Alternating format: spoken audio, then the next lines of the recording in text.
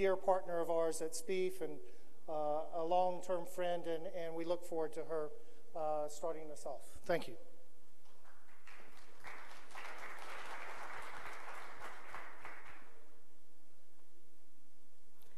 Değerli konuklar, hepiniz hoş geldiniz. Bildiğiniz gibi konumuz Rusya ve Türkiye. Bu sebeple bugün dünyanın önemli bir kısmının gündeminde olan iç savaş ve resesyon gibi sorunlara odaklanmadan parlak geleceklere sahip bu iki ülke için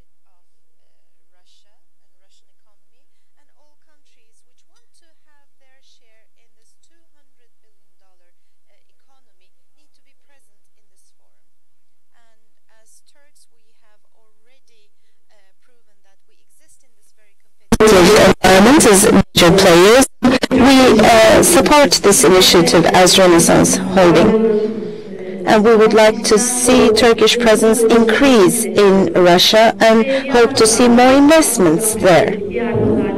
And we also hope that we can have joint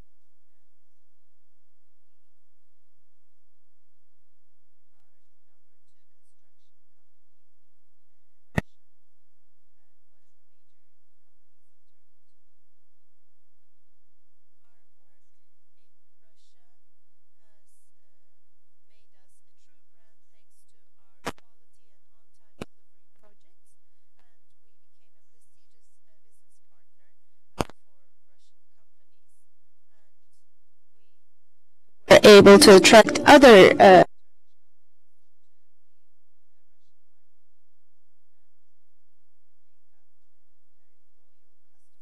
for Russian companies.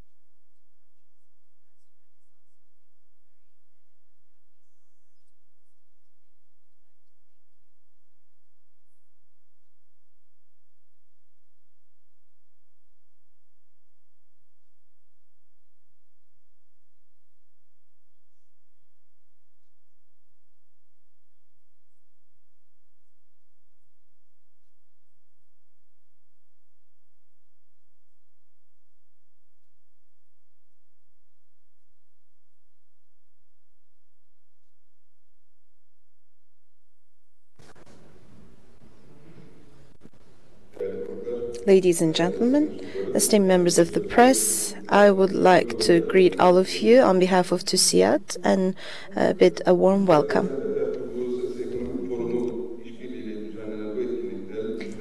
And I'm most pleased to be with you today in this organization, in this event held on the way to the St. Petersburg Economic Forum, and would like to thank Renaissance Holding, Bloomberg HD, and the distinguished representatives of SPIEF. As you all know, the political and economic relations between Turkey and Russia have increased in the past few years. And this has culminated in the abolishment of visas in 2011. And as TÜSİAD, we're very pleased to see these developments, and we believe that there is huge potential for these two countries in the future. As of 2012, Russia has a GDP of $2 trillion, and it's going to become a member to the OECD and became a member to the World Trade Organization. And thinking about Turkish investments in Russia, we have seen that it's become a more predictable market thanks to its membership in various international organizations. Its increasing domestic consumption and energy resources have all made Russia an indispensable partner for Turkey, and the Russian business has decided to invest in Turkey, especially in the energy sector.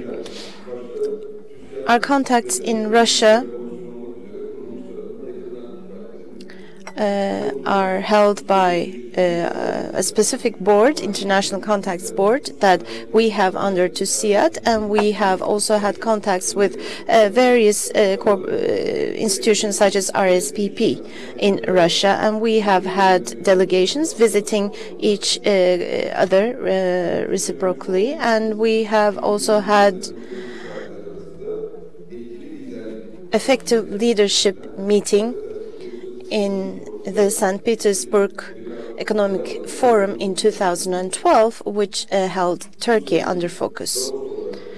This forum is considered the Davos of Russia. It was established in 1997, and it is being held annually under the auspices of the Russian presidency since 2006. There are important leaders and major figures taking part in these high-level summit meetings.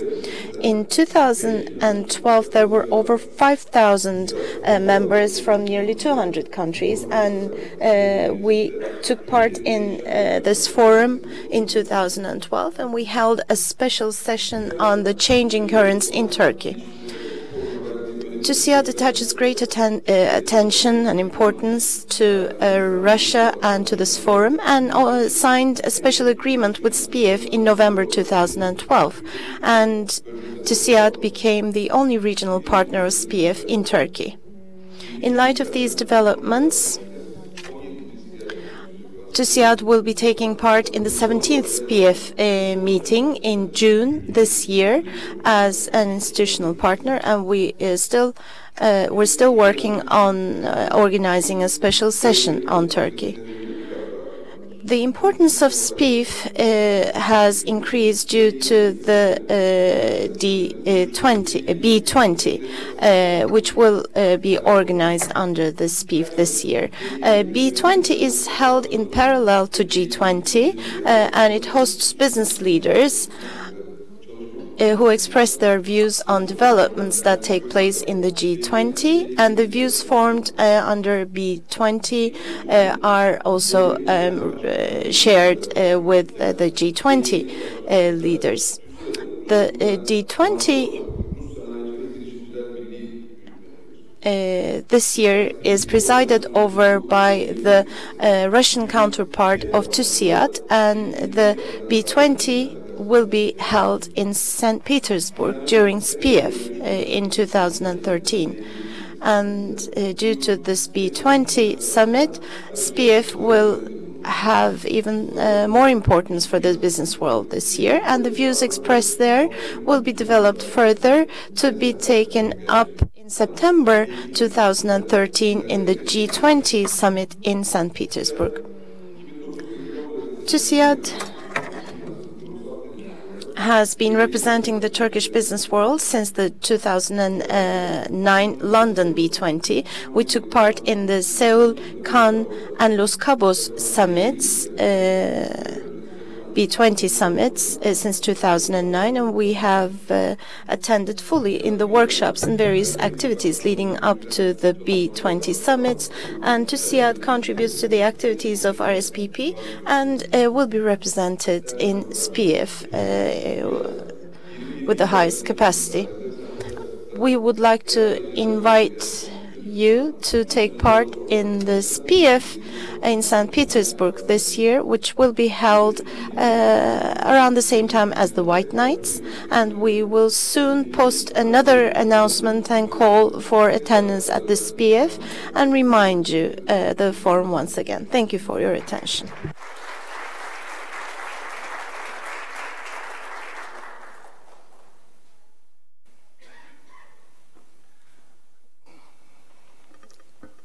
Thank you very much.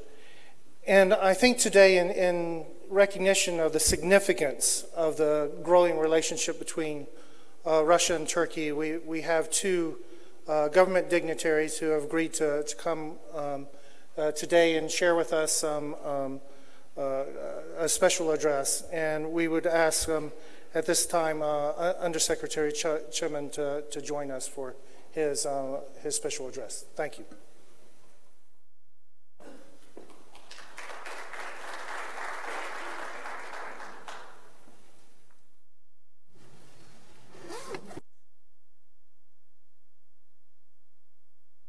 Distinguished participants, distinguished guests, distinguished representatives of the Russian and Turkish business communities, I am very satisfied to be here at this event organized by SPIEF and TÜSİAD. The Republic of Turkey and the Russian Federation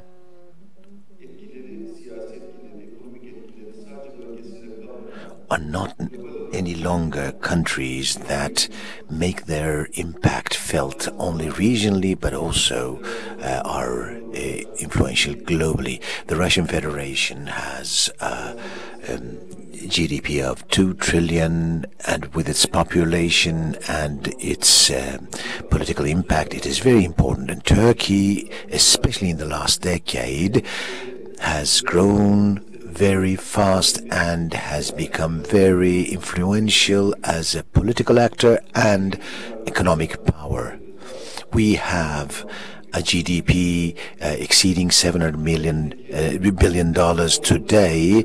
It is the 16th country in the world. We have great targets. We want to become a country in the top 10 and reach the level of a GDP of $1 trillion. Well, of course, both countries have aims that have to do with economic welfare of their population and the strength of their states, and therefore it is important for us to cooperate. Especially within the last 10 or 15 years, the Republic of Turkey and the Russian Federation have developed ties on a bilateral basis very rarely seen globally. A great momentum has been created.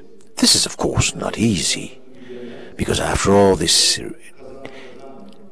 is based on mutual trust and has to be geared towards a win-win situation. When we look at the two countries, Turkey and the Russian Federation, the economic, political, commercial relations that have been developed, that are being developed now, are based on the relations established during the 1920s, at the time of the foundation of the Republic of Turkey. In the first strivings of Turkey for industrialization, Russia contributed and had an impact.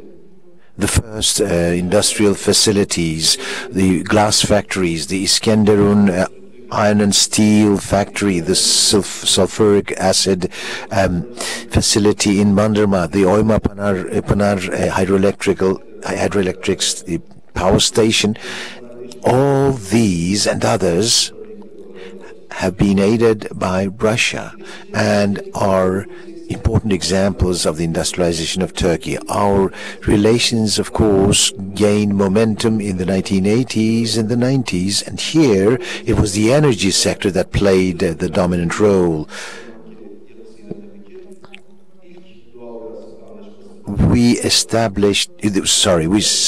the first natural gas agreement with Russia in its old political format in the 1980s. Then 1996 was another year for agreement. Then the Blue Stream agreement up to the level of 16 billion cubic meters which is an engineering miracle, was signed in 1997. Then the Akkuyu nuclear power plant was the object of an agreement between Turkey and Russia, between Turkey and Russian firms. This is a project reaching up to the level of $20 billion. The first natural gas agreement in 1984, and what was a part of this, which was the provision that the price of the natural gas would be paid through offset, was instrumental in promoting Turkish exports and into the Russian Federation, because 70% was going to be paid by commodities exported from Turkey, and this proved very important in encouraging the Turkish entrepreneur and industrialists to turn their eyes to the Russian market. Our current trade volume reaches up to the level of $35 billion. Of this, energy forms a very important part. On the other hand, there is the contracting industry, the construction industry. We have a business volume in total exceeding $30 billion, which means that our economic relations will not be confined to energy, but will be spread over a much wider spectrum based on the industrial and know-how capacities of the two countries. Of course, the activities of the NGOs in both countries and the business community are very important here. The St. Petersburg International Economic Forum, from our point of view, is very important. Our Minister of Energy and Natural Resources attended this forum last year because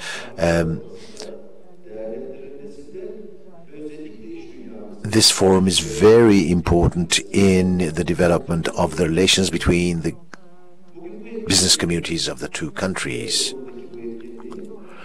Today's event is also very important. On the Road to SPIEF is its title. When I was talking to Mr. Igor, I asked him, Igor Koval, I asked him, are you organizing other events like this on the Road to SPIEF in other countries? And he said, no, this is only for Turkey. And I, of course, feel very happy in the name of my country and in the name of our business community. This, of course, shows how seriously we take up SPIEF and makes me happy, makes me very satisfied. And I do hope that this event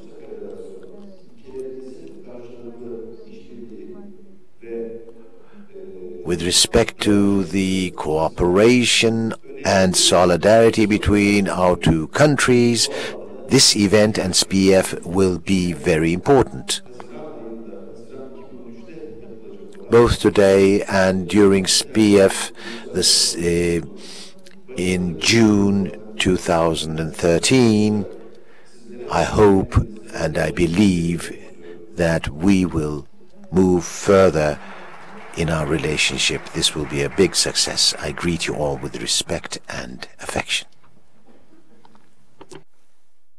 And finally, to give some of the context and lay the background from the Russian perspective, we're pleased to have Deputy Director of the Investment Policy and Public-Private Sector for the Ministry of Economic Development in Russia, Igor Kovac.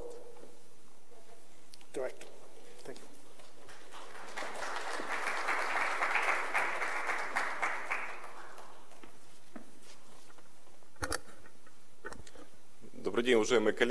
Good morning, dear colleagues. I am happy to greet and welcome all the participants in this forum from the bottom of my heart and on behalf of my ministry.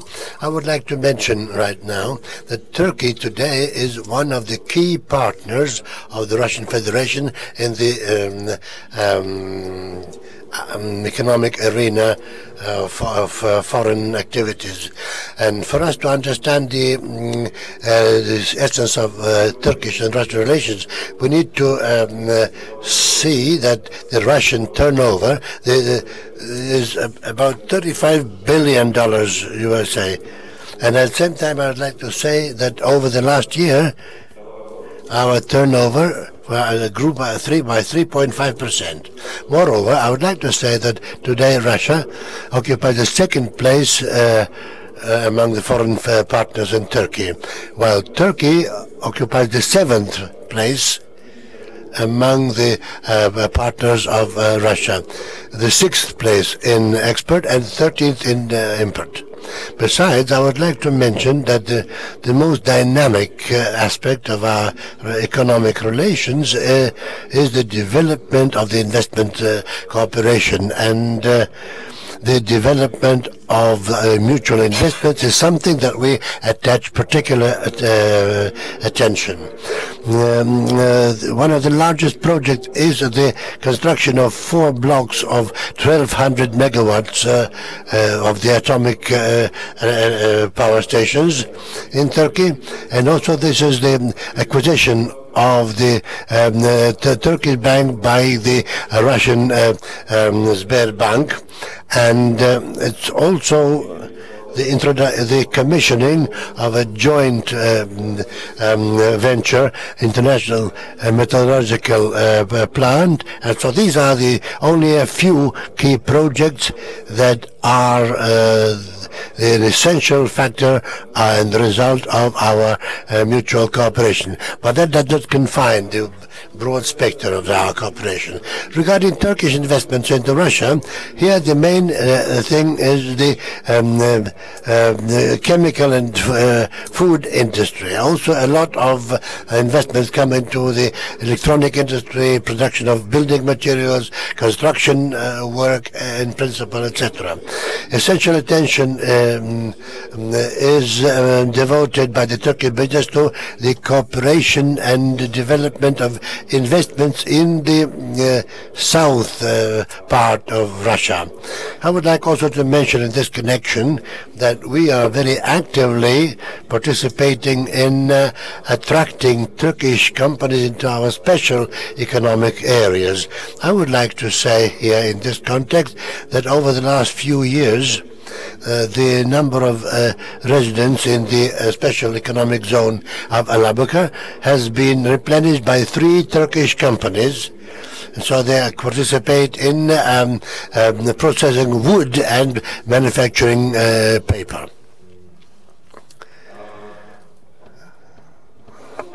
And understandably, such active joint work and such investment cooperation contributes to creation of a favorable investment climate both in the Russian Federation and in Turkey. And here, the priority of Russian government is just the creation of good, healthy conditions for working with foreign partners in our countries. I would like to mention here the measures which are taken.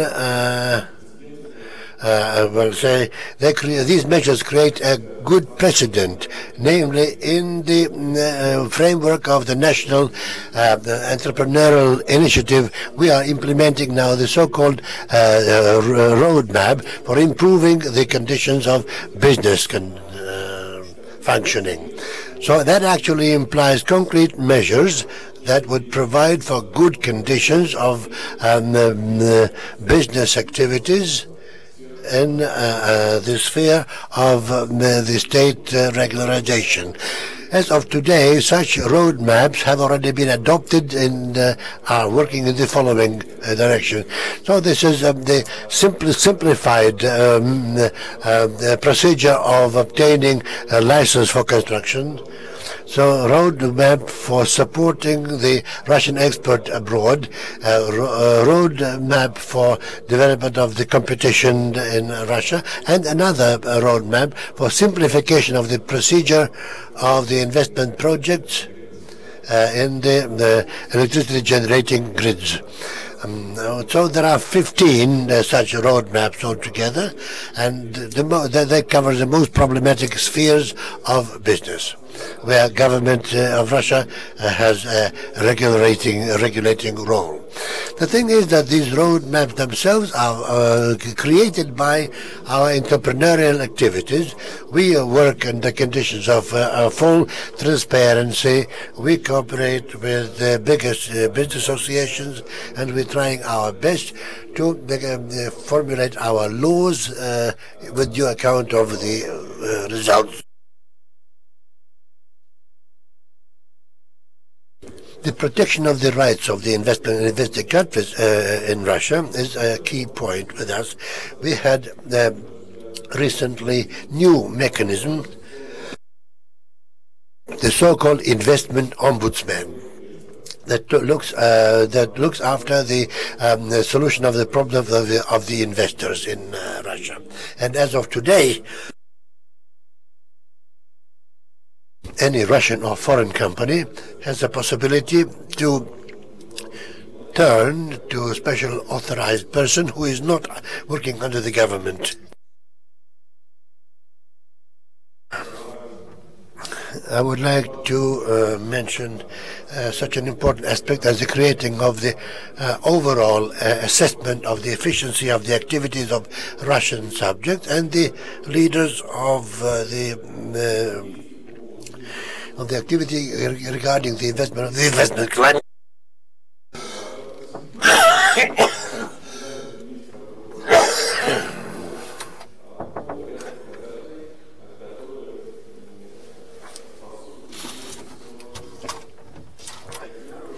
Bununla beraber biz tabii ki hem ticareti önünü açmak istiyoruz hem de çeşitliliği artırmak adına önlemler almış oluyoruz. Tabii ki bu şekilde çalışmamız daha iyi neticeler vereceğine. We, of course, also wish to create diversity of investment and facilitate business activity in Russia. We think that these roadmaps will serve all the parties well in the future. Of course, coming to the SPIEF of 2013, we do hope that this will be a very important event. Many representatives of the business communities of the world, of different states, bureaucrats will be there. We do extend our invitation to the Turkish business community to we ask them to be there in order to experience firsthand the discussions at the SPIEF. This will be contributing to the constructive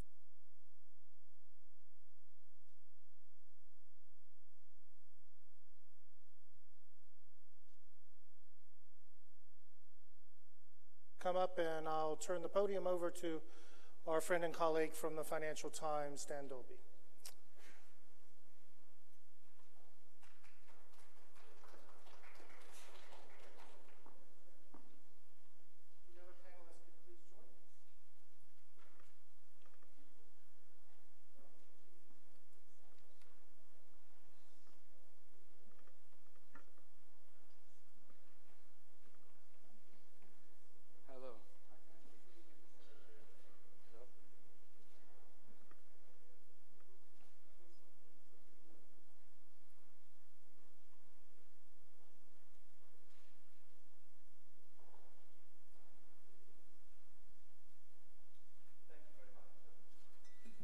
Thank you very much.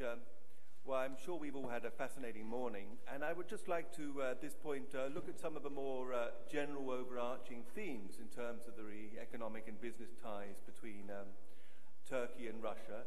This is obviously a hugely important and growing phenomenon, and I'd like, if I may, to be a touch provocative at this point. At the moment, of course, the sheer scale of these economic relations gives one pause. Turkey imports more than $2 billion worth from Russia each and every month, overwhelmingly, but not exclusively, oil and gas. Russia has a big and important and growing place in Turkey's economic life beyond that. It is, of course, building the country's first nuclear reactor. Sberbank bought Denizbank. And that leads to my first question, and perhaps Mr. Ateş can be the first to answer it. Is it possible or desirable to make this relationship less unbalanced? Russia is #1 exporter to Turkey by far. Russia itself, however, is not among Turkey's top export markets. Is it desirable or possible to make this a less unbalanced relationship? It will be in Turkish, I guess. In first place, let me clearly define our institution. In the speeches of Mrs. İpek and dear friend Igor, the bank, which is mentioned, is Denizbank Financial Services Group, actually, which is acquired last year with $4.1 billion. The shares are acquired by Sberbank. So it is throughout the history of Russian Federation, Soviet Union, and the Tsar era, it has been the largest investment of Russian Federation in one shot. So this is particularly very important, I guess. So actually, we are not new in Russian market because Denizbank formerly acquired another failed bank asset, a Turkish-owned bank, formerly in Russia, and we are operating under Deniz Moscow in the last 10 years in Moscow, and serving to CIS countries overall, and for the businessman who has footprint in both countries and regions, we are trying to serve. And so Russian economy, as you mentioned, is particularly very important to Turkish economy. Yes, as you mentioned, there is a trade volume of overall $30 billion, whereas it is asymmetric. $24 billion of imports from Russia. Vast majority of this importation is crude oil and gas, the energy importation, whereas the $6.4 billion are exports, and number of materials, textile, leather, and many other machinery, exportation. And two countries, prime ministers at that time, Mr. Putin was the prime minister, and together with Mr. Erdogan, they just signed an agreement with an ambitious, if not an aggressive, target to make it up $100 billion. The trade volume between two countries reached to $100 billion in the year 2015. But going forward, as you mentioned, the asymmetry can be corrected. I believe, to some extent, yes. But we have to admit that Turkey, for the time being, as of last year end, has a current account deficit $52 billion, whereas the energy bill is exceeding that figure. So Russia has a surplus of $80 billion, whereas if you exclude the energy exportation, it is minus $250 billion. So there is such an asymmetry between two economies. One is energy rich, one is energy hungry, but it's very complementary. That is one of the reasons why this is a very strategic and important step, I believe, that Sberbank invested to Turkey, because we are naturally hedging each other. Moreover, in the region, the passageway of energy through pipelines, gas or oil, some of them are under construction, some of them are already finalized, are playing a crucial role to export the energy, gas and oil, to the consuming region, that is Turkey and Europe, and there on the other regions, from the generating Russia and some other countries, Caucasian countries. So what we are aspiring is that our relationship, I believe, is not limited to export and import, because there are invisible items, especially the foreign direct investments supposed to come from Russia, and tourism, basically. Back in 2004, there was less than 500,000 Russian tourists visiting this country, whereas last year figure is over 3.4 million. So, moreover, there are the investment from Russia to Turkey in terms of hotels and residents, etc., is exceeding $2 billion, even though Turkey couldn't make her legislation good enough. I mean, to some extent, some decrees has been published. Nevertheless, this is not that clear that foreign investment in terms of work permit, in terms of residential permit, is now in the stage of clarification. So those two are also particularly very important to balance the trade between Turkey and Russia. And the figures may easily quadruple, even more, exponentially can grow. There is such a potential. From Turkish side, of course, another thing is the exportation of our service. What do I mean by that? Construction companies, number of, or glass industry, brewery industry, Şişecam, Anadolu Grubu, Symbol, Enka, Renaissance, those are very prominent groups that are serving either in the industry or on the construction site, whereas they are erecting the highest building in Moscow, everyone witnessed. And in Sochi Olympic Games also, where Sberbank is the main sponsor, also there is a big work carried out by Turkish construction companies. So all in all, answer to your question is to give some space to the other speakers, of course. Yes, our export may grow exponentially by the help of some of the foreign direct investment importing to the country, plus the increasing the potential of tourism and diversifying this tourism in health, education, other parts of the tourism sector can grow. But nevertheless, as long as in the foreseeable future, I don't give a chance the exports to equalize to imports. The last point I would like to make is that due to this Sberbank togetherness and plus our unit operating there, I mean, the visas is abolished. And back in '97, I established the first 100% Turkish-owned bank in Moscow. It's Garanti Bank Moscow.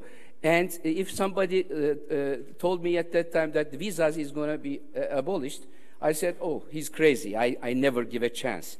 It happened, But with one missing point, I guess, whenever you want to go into the country, they ask you business or touristic.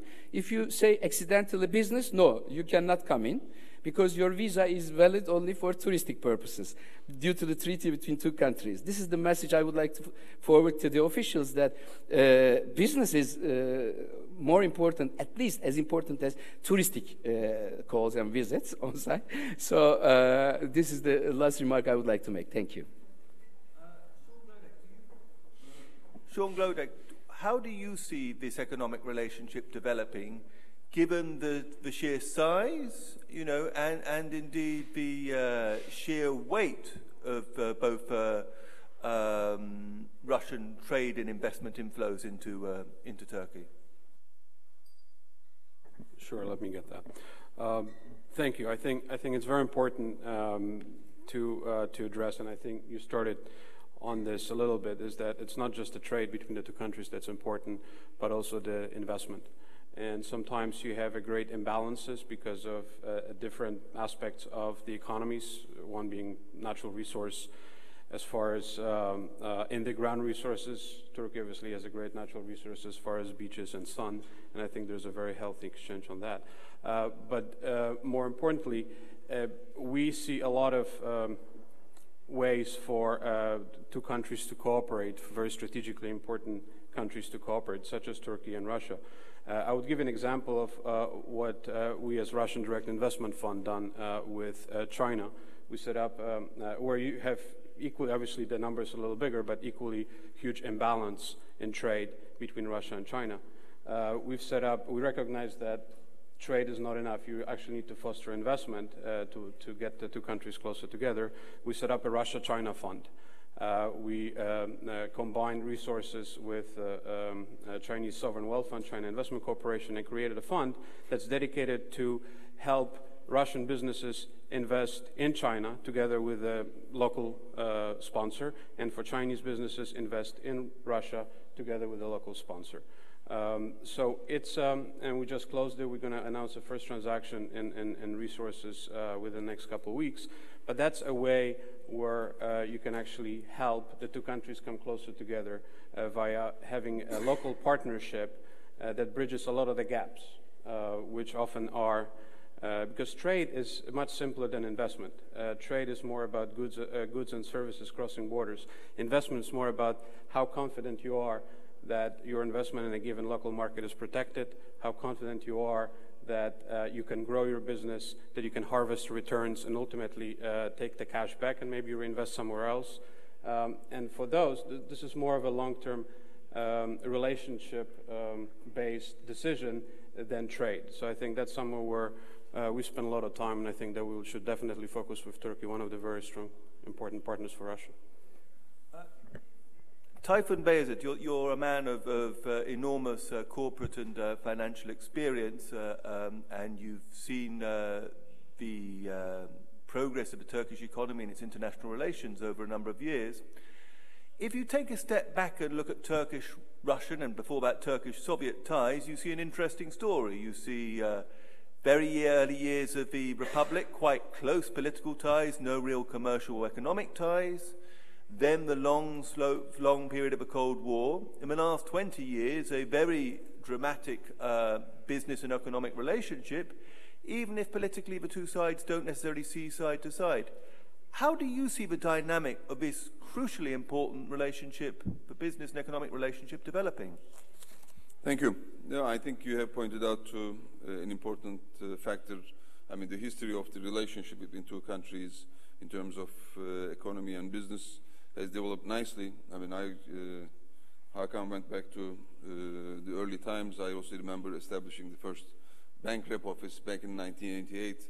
I mean, the bureaucracy only just for opening a representative office for a bank was a difficult thing, and the only thing that we could do, I mean, trying to match our customers, try to reduce bureaucracy for them so that we can facilitate trade. So I think we have come a long way until now. And as it is mentioned by the speakers, without repeating what has already been said, I think we have to look at the relationship in its entirety, not only in terms of balancing the trade, I mean, which is a very classical thing to do, but also in terms of enriching trade and investment. on both sides. It's been mentioned, of course, Turkey needs to import energy, and there is no better supplier than Russia, its neighbor and one of the best trading partners. And Turkey has really improved in terms of economy, given also ambitious targets that we have for 2023. I mean, becoming in one of the top 10 economies. I mean, trying to get our total exports volume to $500 billion. It's a quite challenging effort, but that is only possible by improving our value added in our exports, not only in goods, but also in services, because as the dynamics also show, our economy is switching more to services rather than goods. So for what Russia needs, we will have to do better. From the Russians' point of view, I think there is some degree of bureaucracy that will need to be reduced in terms of customs, in terms of making both investment and trade easier on both sides. So I think as long as we improve these standards to global standards, that's why I said in my speech also, I mean, Russia becoming a full member of World Trade Organization is a very important, very positive step in this direction. So we will see more Turkish investments in Russia and more Russian investments in Turkey, as we have seen in sizable investments in financial services. I'm sure that will follow, because as you see it, I mean, the biggest attraction that Turkey had in terms of FDI, foreign direct investment, is from Europe, and that has come initially in the early 2000s for financial institutions. That financial institutions are important front runners in terms of foreign direct investment. So I think this Ziberbank, that's how you call it? Ziberbank. Okay. This Ziberbank investment is an important step. I hope we will see more foreign direct investment from Russia in Turkey, not only in financial services, but also in terms of greenfield investments, acquiring companies here. Already we have seen sizable investment, more than $6.5 billion of Turkish investments in Russia, not only in contracting, but also in other types of businesses. So only diversification of these businesses will make this relationship more healthy and more sustainable. Then we will not just be talking about trade balance anymore. Actually, I'd like to ask a follow-up there for you or first, but then for any other member of your panel, because I think this is a very interesting theme. As you say, overwhelmingly foreign direct investment for the last 10 years, which is most foreign direct investment in Turkey's history, almost all foreign direct investment in Turkish history has come from the European Union, 70, 80-odd%, if not more. Some people think that that flow will be less in future. We already see quite low levels of foreign direct investment in Turkey, 8 billion net inflow last year, which is not high. People say with the mediocre European economy, with fire sale opportunities within Europe itself, and possibly with the problems with Turkish EU process, Turkey can't rely on Europe providing 3/4 of foreign investment, certainly at the levels it wants. How important in that context does it then become to look to countries like Russia or others as alternative sources of foreign direct investment? Very shortly, I think Turkey-EU relationship, irrespective of EU's problems that will continue to mount and also will be imposing a threat on the European growth going forward, is an important one and will continue to be an important one. In the meantime, Turkey successfully, post-crisis of 2008, has seen the benefit and diversified the export markets.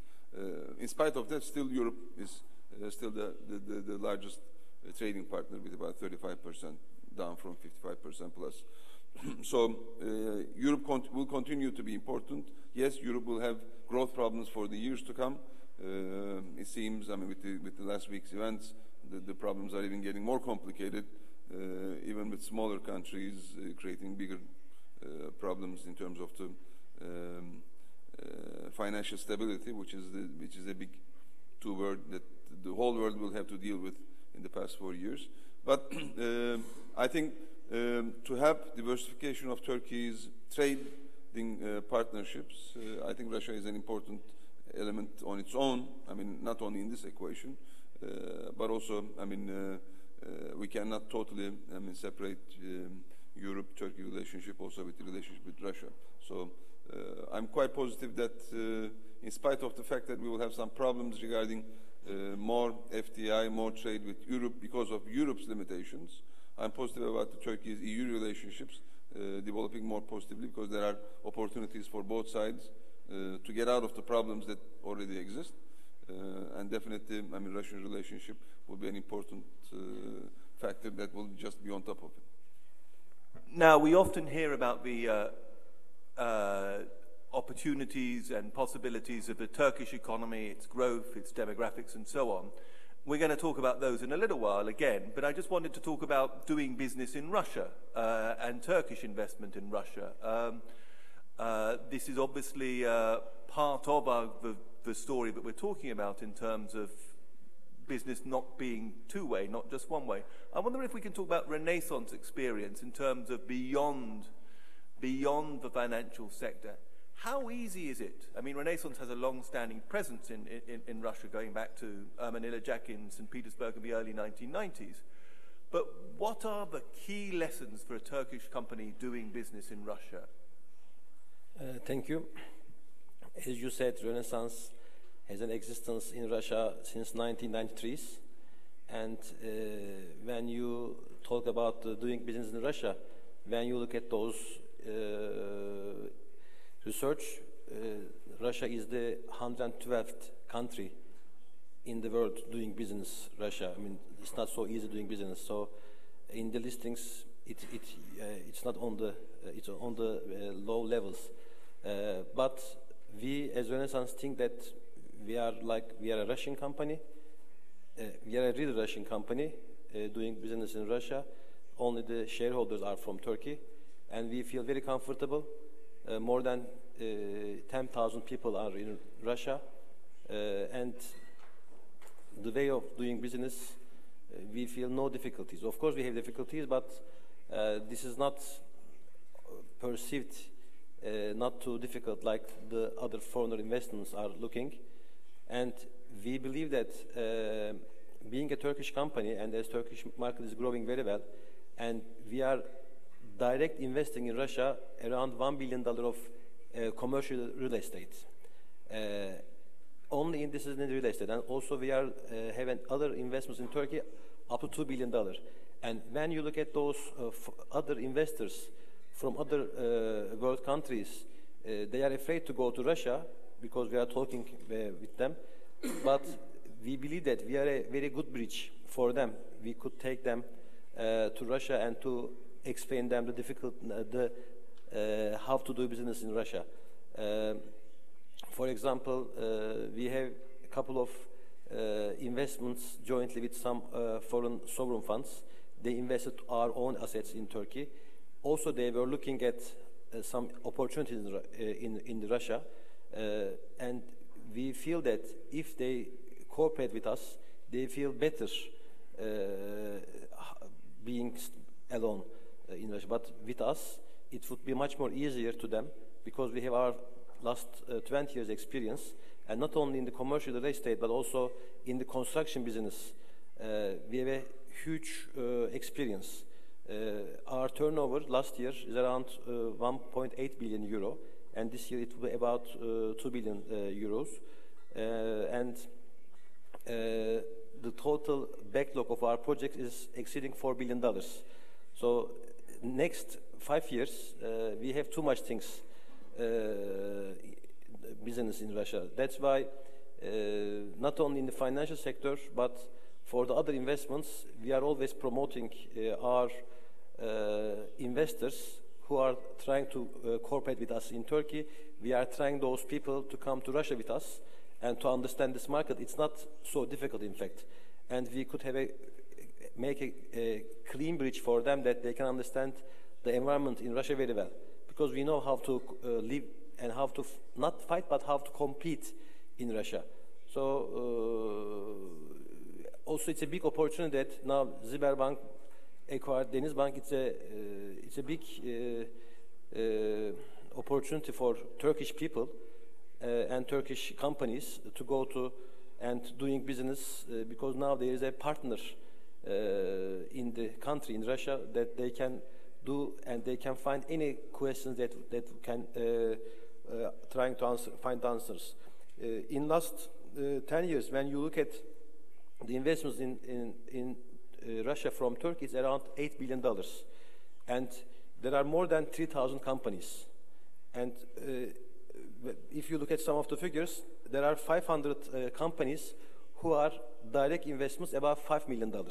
But when you look at the big companies like Enka, Zorlu, Şişecam, Efes, all those companies, I believe that all those type of holding companies from Turkey could have too much opportunity to do investments in Russia.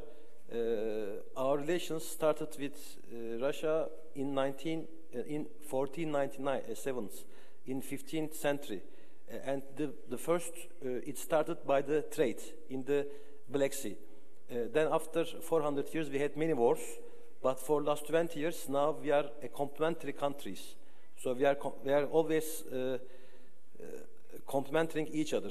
So in our DNAs for last 500 years, our first starting point is the trade. Now we know how to trade, but now it is the time to make the investments, and we did those investments. In next 3 years, as Renaissance, our investment budget, direct investment budget, is around $1.2 billion in the commercial real estate, in the regions, in the real estate, and also in the Moscow city. So we are promoting too much as an individual company to invest in Russia, and also promoting the other foreign sovereign wealth funds to come to this country jointly with us, and telling about too much things, because they are coming and asking us, how do you do business in Russia? I mean, clearly, our Turkish shareholders has invested 20 years ago and started the company, and now this services, starting with the construction, turned into a direct investments, and we are planning to increase it and tripling in the next coming 3-4 years time. Thank you very much. I think there's an awful lot to think about there. In fact, I think the trading relationship goes back even further. I remember reading that 1,000 years ago, Besiktas, the neighborhood where we are now, was a Russian trading colony with the Byzantine. So this has been a relationship that's been going on for a long time. I'm also interested in what you said about the role of Sberbank or Denizbank as a bridgehead, you know, certainly for Turkish businessmen interested in going into Russia, perhaps with an established relationship. But I also know what you say about other big Turkish companies, including Anadolu Efes. And since we have the representative of Anadolu Group here, I'd very much like to ask about your experience in terms of Russia and the different markets. I know these are two markets that have been hit by high alcohol taxes as well as other things. And obviously you had a recent transaction in which Russia played an important part. But what are the lessons that you've drawn in terms of the relative qualities of the two markets? Well, thank you very much. I will first begin with the topic that had been discussed with all the distinguished guests, which is the Turkish-Russian relationships. I think the political, economical, and trade relationship of Turkey and Russia is moving in a very right direction, and has been come to a level where, in my opinion, had never been that good in the history. And I think this relationship, which brings the political, economical, and the trade thing, brings one other aspect to the picture, which is the cultural relationship between the two countries. I think that's where the tourism is playing a very important role, because we have having all Russian guests from Russia to Turkey, especially on the Antalya side, having almost 3.5 million people coming from Russia to Turkey. And also, as Hakan Bey was mentioning, the visa regime that has been newly put in, which I agree with Hakan Bey that I lived in Russia for almost 15 years, and 15 years ago it was a dream to go to Russia without a visa. Nowadays you can simply take a passport and go to Russia. But that also brings the cultural relationship inside the picture, which makes this relationship much stronger than just being a political, economical, and a trade relationship. And also, as we have discussed during this panel, most of the investments in the past, excluding the last 10 years, of Turkey being in Russia had been mostly on the construction business, which also goes with its full speed. We have Enka, we have Renaissance Holding, which have been investing heavily in Russia, has done real successful construction jobs. But one of the important factors that brings the relationship to a higher level is the direct investments that the Turkish companies have been going into Russia and doing the investments there. Anadolu Efes has played a significant role there, and I will also talk about the Anadolu Efes experience in a few minutes. But also we have Anadolu Cam, who has invested quite a lot. We have Zorlu Holding, who has done quite a lot of investments. We have also Beko, who has invested. We have also some small companies that we are not mentioning here, but have been investing quite a lot, which brings this relationship, and also the banks that had been going to Russia and doing business in Russia had been adding a great value to this relationship and bringing this relationship to a more balanced level than just having energy and gas relationship. And also Siberbank coming to Turkey and acquiring Denizbank has been a big step for having Russian direct investment, because Russian direct investment, except the energy sector, had not been much in Turkey. And I'm sure that Sberbank is going to be very successful in Russia, which will open the gate for the Russian investors to come into Turkey and do business. And as has been mentioned, since I had been out of Turkey quite a while, I'm not so sure about the how to do direct investment in Turkey, but I'm sure that the officials will be much more making the legislations much more friendly for especially for the Russian investors to come. Going back to our experience in Russia as the Anadolu Efes, we had been we had started our investments in Russia in '98 actually, which was, most of you will remember, which had been quite a year, because '98 was the peak of the economical crisis, the first economical crisis I should say, where we had started having our first beer plant in Moscow. Before that, Anadolu Group had been investing into some Coca-Cola business in Russia, but our biggest investment had been the beer plant and the brewery plant in Moscow, which started operating in '99 with a capacity of 400 million liters, whereas with the latest transaction that we had with SAB Miller, with the strategic alliance that we have come up to over a 2 billion liter company, 2 billion liter capacity company, and our sales has gone up over 1 billion liter for 2012. And just to give a very brief information, Russia is the 4th biggest beer market in the world, and Anadolu Efes is the 2nd player, having almost over 16% of market share in the Russian business after the acquisition that we had with SAB Miller.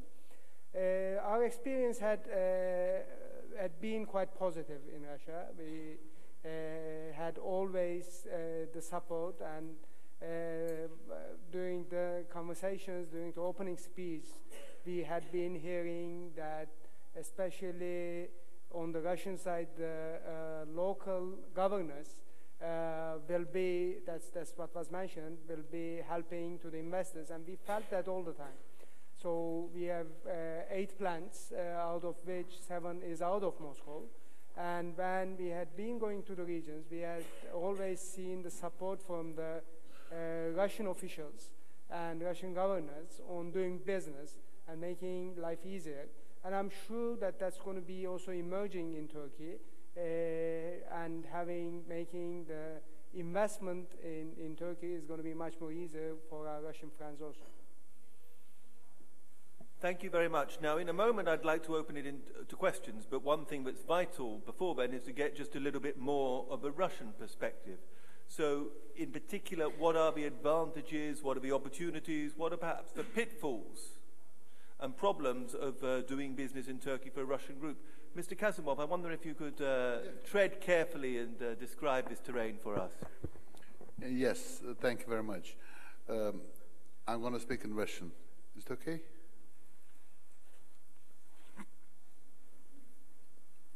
В первую очередь мне хотелось бы поблагодарить за приглашение дорогих организаторов, дорогих гостей, всех присутствующих. Дело в том, что наша компания в Турции существует 2 года. После того, как было подписано межправсоглашение между правительством 2 стран, и в соответствии с этим соглашением была зарегистрирована наша компания. Это налагает, конечно, свой отпечаток на то, как работает компания. И дело в том, что это компания турецкая, наша компания, со 100% российским капиталом. Вот. В этой связи нам не на что пожаловаться. Мы находим полное понимание с турецкой стороны. Конечно, существует, как и во всем мире, в любом обществе, во всех странах существуют люди, которые против атомной энергетики вообще. Но они составляют тот же самый процент населения, который против и во всем мире. Ничуть не больше. Со стороны правительства полная поддержка. Со стороны госорганов, опять же, мы получаем вовремя все лицензии необходимые. Все идет без задержек. Работать в Турции очень удобно. Банковский сервис великолепный. Вот мы только начинаем общаться с подрядчиками турецкими, не на что пожаловаться.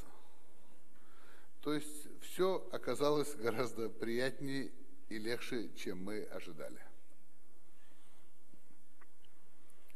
Вот за такой короткий период, что за эти 2 года нам удалось провести масштабные, гораздо больше, чем в других странах обычно мы проводим инженерные изыскания на площадке. В первую очередь это было связано с повышенной сейсмичностью в Турции, с географическими условиями. Мы проводили подробнейшие сейсмические изыскания, как бы мы перестраховывались. Но мы считаем, что это мы сделали правильно. Опять же, сейсмические изыскания показали полную возможность строительства атомной электростанции в Турции. То есть результаты вполне, не то что удовлетворительные, результаты замечательные. Вот. В мае этого года мы будем сдавать отчет воздействия на окружающую среду. И после сдачи отчет воздействия на окружающую среду мы надеемся до конца года получить лицензию. Нам нужно получить сначала лицензию на генерацию, потом лицензию на строительство. И надеемся, что в конце 2015 года мы начнем уже полномасштабное строительство. Надеемся закончить строительство первого блока в 2019 году и в 2020 году запустить его в эксплуатацию. И, соответственно, по одному блоку каждый год. Таким образом, к 2023 году все 4 блока будут запущены в действие. Что касается объема инвестиций, это оценка $20 миллиардов. Насколько я знаю, это самый большой инвестиционный проект в истории Турции. На сегодняшний день это деньги наших акционеров, это все структуры, несколько структур Росатома, а также Интеррао, компания Интеррао. Вот. На сегодняшний момент уже на счетах в турецких банках находится около 1,5 миллиардов лир. Они находятся в банке гарантии и в Денизбанке. В принципе, с проблемой не сталкиваемся. Единственное, я хотел бы предостеречь наших дорогих выступающих раньше меня спикеров, когда они говорили, что как удобно, сейчас нет визы. Виз нет для туристов. И приезжая вот так по делам в Россию, а я приезжаю сюда по туристической визе, мы нарушаем закон.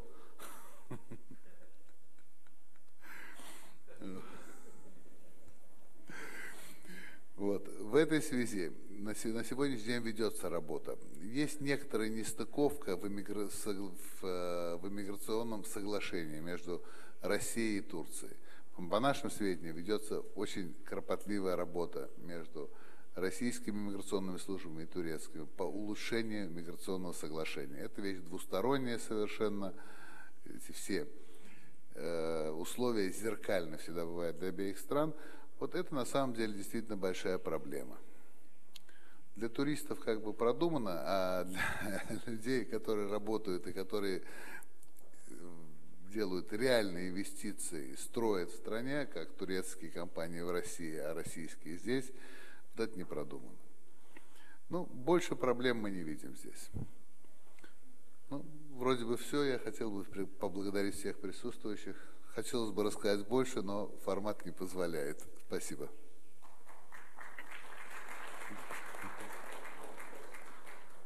I wish I could ask you more, and I will just ask you one follow-up, which is, as you know, the second nuclear project has had a long and slightly painful history of, in terms of financing guarantees and who's going to provide them. What is the great advantage for you in terms of why it's been relatively easy for Russia to establish this project and going, despite the enormous startup costs of all nuclear projects? What is it that's really made this project attractive when other countries have had so much problems committing to a similar project without state guarantees from its Turkish state? На этот вопрос существует очень много ответов. Я думаю, что основной ответ на этот вопрос, что в любом случае строительство электростанции любой в стране это выгодно. Любой. Атомная, гидроэлектростанция, теплоэлектростанция. Это в любой ситуации это выгодно. Весь вопрос в размере инвестиций на самом деле и в долгосрочности. Дело в том, что атомная станция сооружается дольше, чем любая другая. И стоит она дороже. Но 1 киловатт на атомной станции обходится дешевле. Вот. Это то, что мы начинаем строить, но это ни для кого не секрет, что инвестиции, те финансы, которые приходят в наш адрес, это деньги наших инвесторов. Наши инвесторы – это государственные корпорации. И то, что это показывает и говорит о политической воле, и я считаю, что это доказывает наше стратегическое видение вопроса.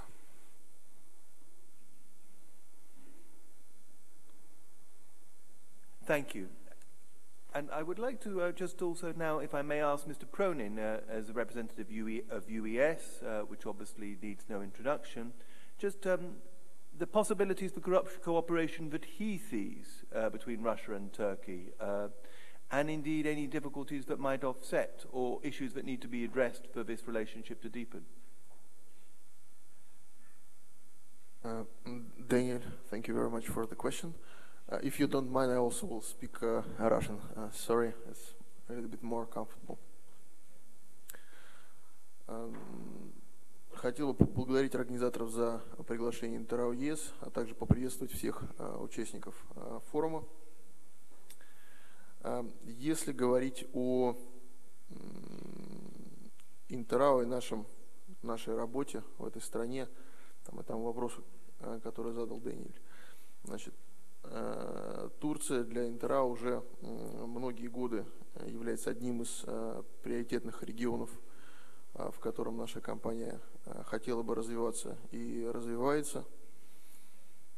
Мы уже много лет последовательно здесь растем. Наша работа началась здесь с торговой деятельности, как там было сказано ранее, наверное, это там первый шаг с меньшим уровнем риска. Но наше присутствие расширялось. Мы являемся также инвестором в проекте, о котором говорили ранее, в проекте строительства атомной электростанции.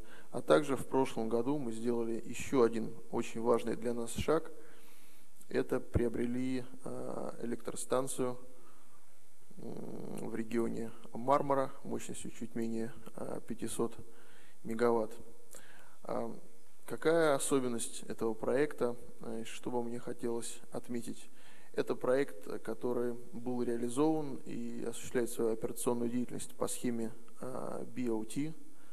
То есть, по сути, это как раз форма государственно-частного партнерства, в котором основной стороной для нас выступает, сейчас мы являемся акционерами этого проекта, как раз государство, и мы работаем с государством по этому проекту очень активно. Что здесь хотелось бы сказать?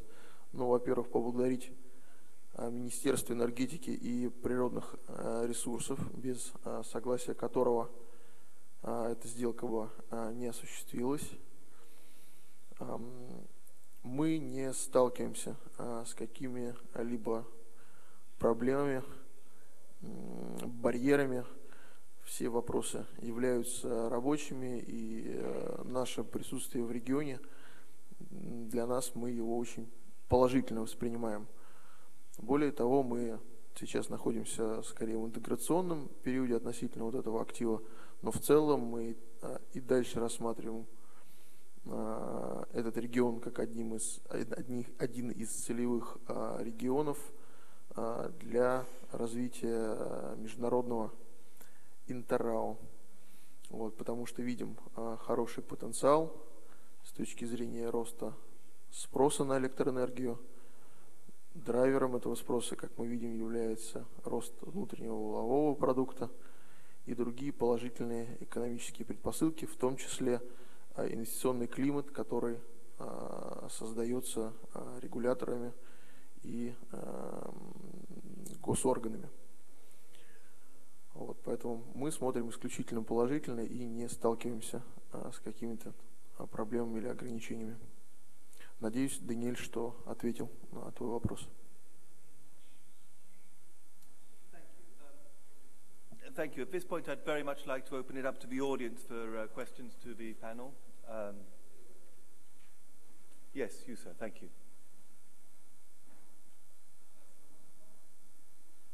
There ought to be.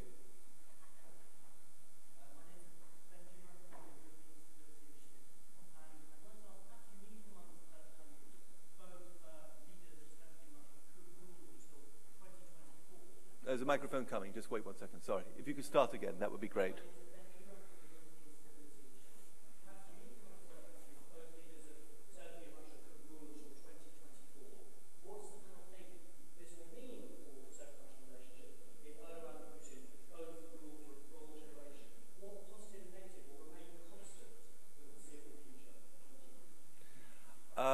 Okay, so I'm going to choose a couple of victims for that. Mr. Bayezid, the question was, what is the impact on the positives and negatives of two leaders in charge of their countries, possibly for a generation? Mr. Erdogan has a fairly clear intention of the Turkish presidency, which could see him in office till 2024. Mr. Putin has recently returned to the Russian presidency, which could see him in power for another couple of terms. With quarter of a century each, what impact are these two leaders likely to leave, for good or for bad, and what advantages and disadvantages is there? Well, we have, I think, discussed the mutual trade and investment relationship going way back. I mean, you went to the Byzantium Empire times, I think, looking forward for both economies to prosper, and for both economies, which really definitely have the potential for sustainable growth, political stability is an important factor.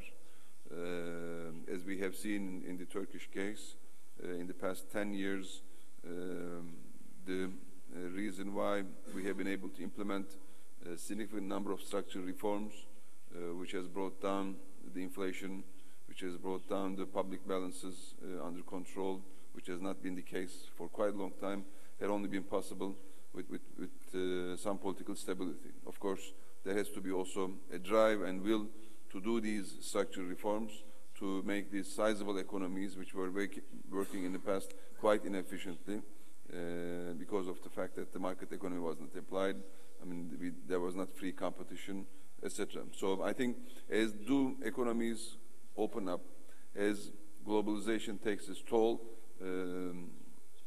I think the potential in these countries, which have different type of structures, I mean, in terms of resources, in terms of human capital, in terms of the potential for growth, definitely, I mean, the political element will also come into picture. I think looking forward, we just will have to hope that the political stability will also be a significant contributor for mutual trade and investment.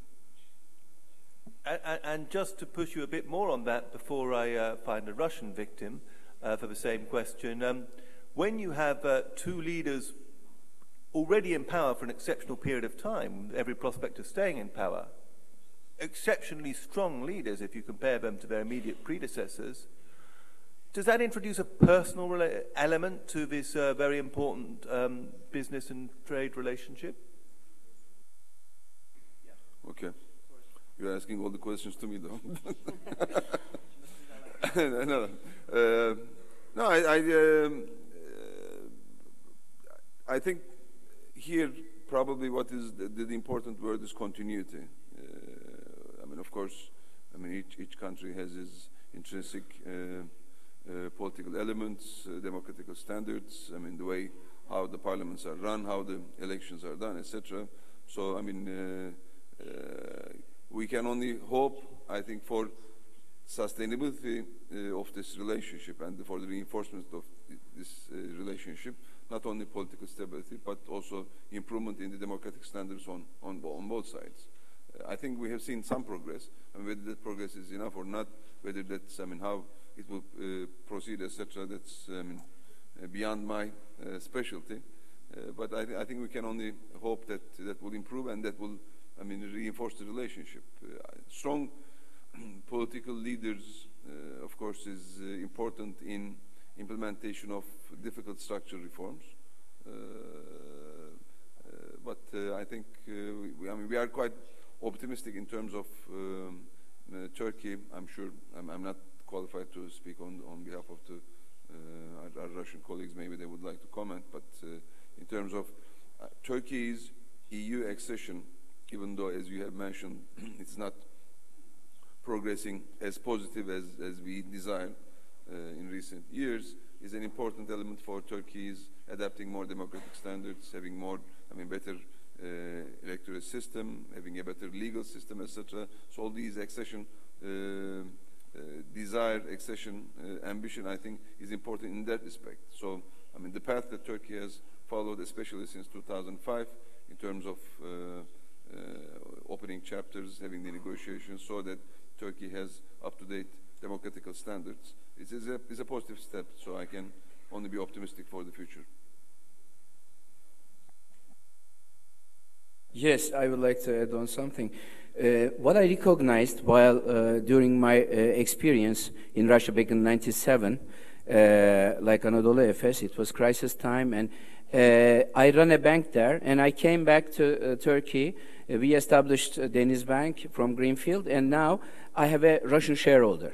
What I recognized is, although Russians and Turkish people have several relationships in different patterns, I mean, we cannot claim that they know each other good enough. So we are just at the starting point, I believe. For instance, Sberbank is Europe's third largest, by far in Russia's largest bank. There are 70 million accounts, I mean, 1 out of 2 citizens, I should say. And half of the saving accounts are with them. And I had a chance to meet a number of region delegates. When I'm talking about the regions, each one of them has 3,000 to 4,000 branches underneath. because they have 20,000 branches, 240,000 FTEs, and so on. And from Urals, Altais, from the north, south, everywhere. And whenever we have a chance to let them know more about Turks, what we call Discovering Turkey, these sessions, I mean, I heard several different questions from them, and I recognize that although there are lots of relationships at the beginning and the presidential level and the governmental level, which paved the way for every day a better relationship, I guess we need to go a lot more. But in both countries, there is no poverty, like in Brazil, like in some other regions, Africa, etc. I mean, but the per capita incomes has increased in Turkey from 2,000 up to over 10,000. Likewise in Russia, from 2,000 over 13,000. So in the last decade. So this means that as long as the middle class is stemming in both countries as two emerging ones, I do believe that the relationship for the coming generations will be diversified from in terms of best practices exchange, in terms of health services exchange, in terms of educational exchange, in terms of, for instance, this is the first Russian bank, came only last year, whereas there are 1,400 Russian operative companies in Turkey. So there is a long way to go, and as one of the affiliates of Ziberbank, we believe we are privileged as Denizbank a little more to pave the way for better relations and to make it up a better living for both countries' new generations. Mr. Kazimov, if I may, I remember a beautiful December afternoon, just a few hundred meters away from here, where President Putin and Prime Minister Erdogan met at the Dolmabahce Palace, and where they both endorsed this goal of tripling trade to 100 billion a year. How important is it really, when we're talking about these deepened economic and business ties, that this comes from the very top? In Russian again.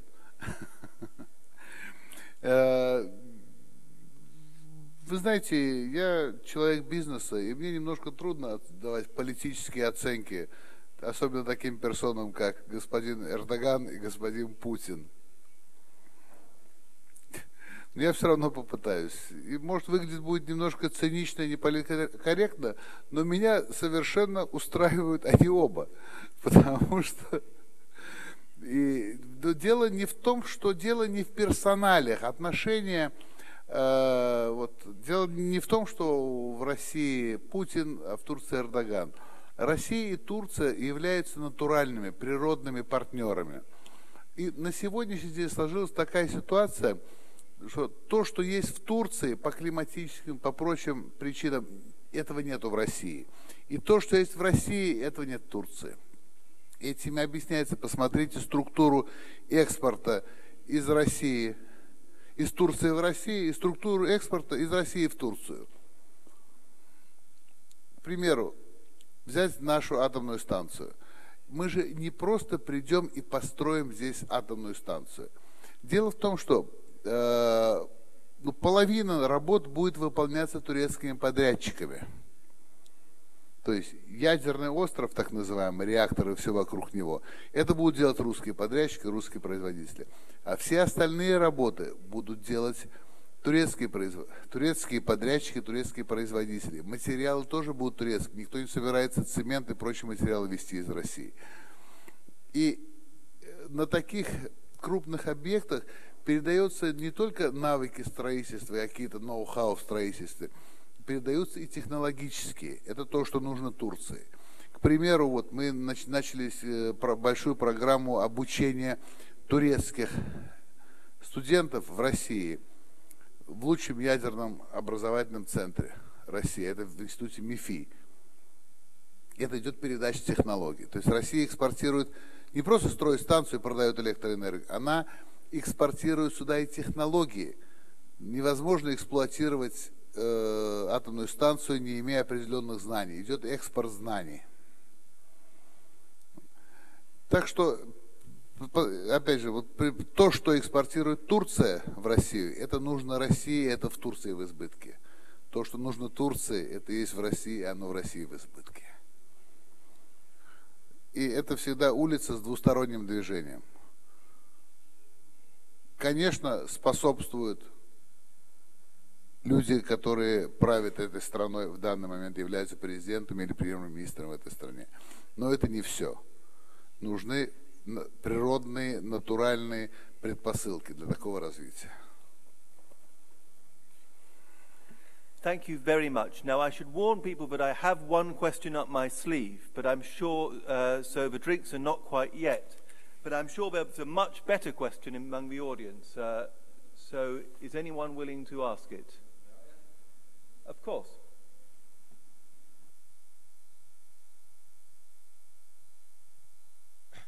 Well, my name is Kayhan Çizmecioğlu. I'm the executive board member of Contek construction company.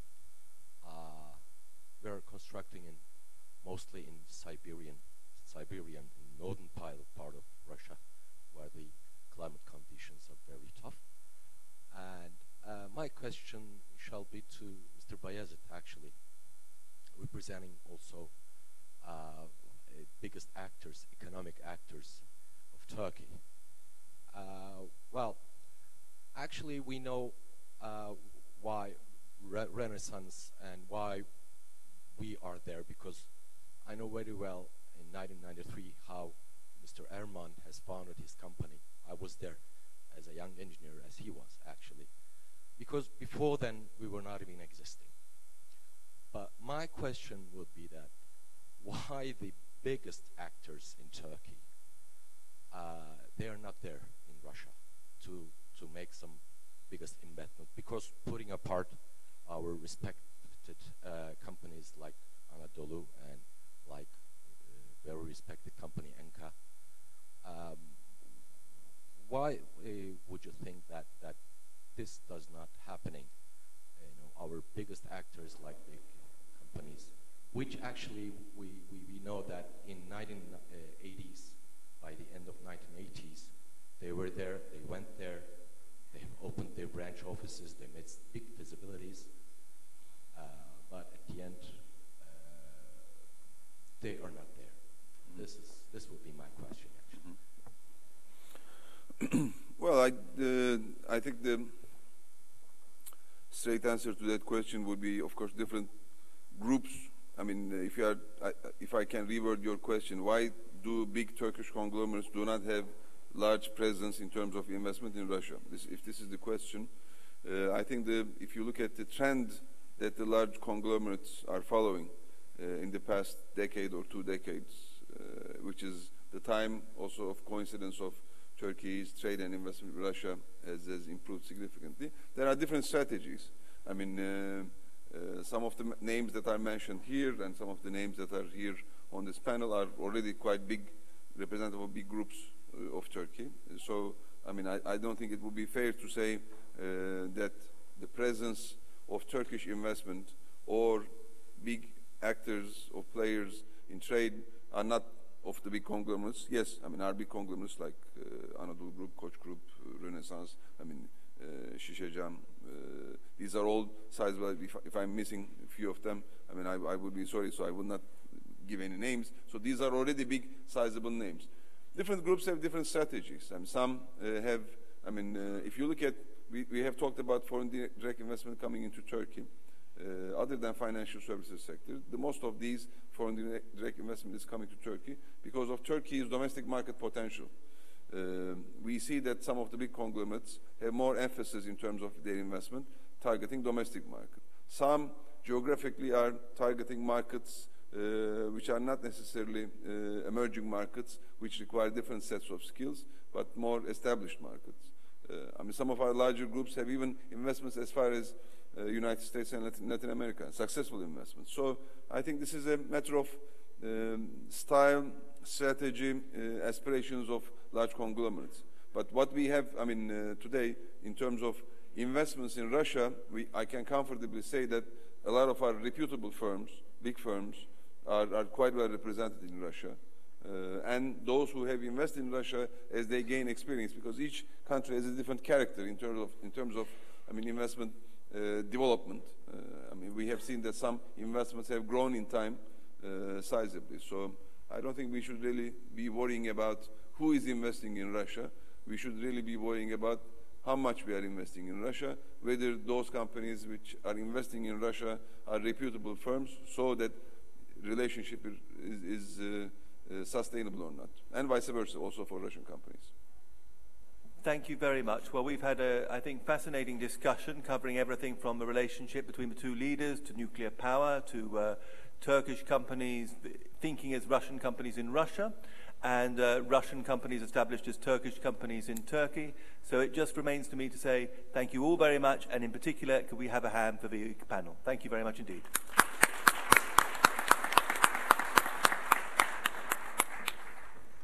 Ladies and gentlemen, I would invite you to join us for some refreshments, coffee, and a period of networking and getting to know one another.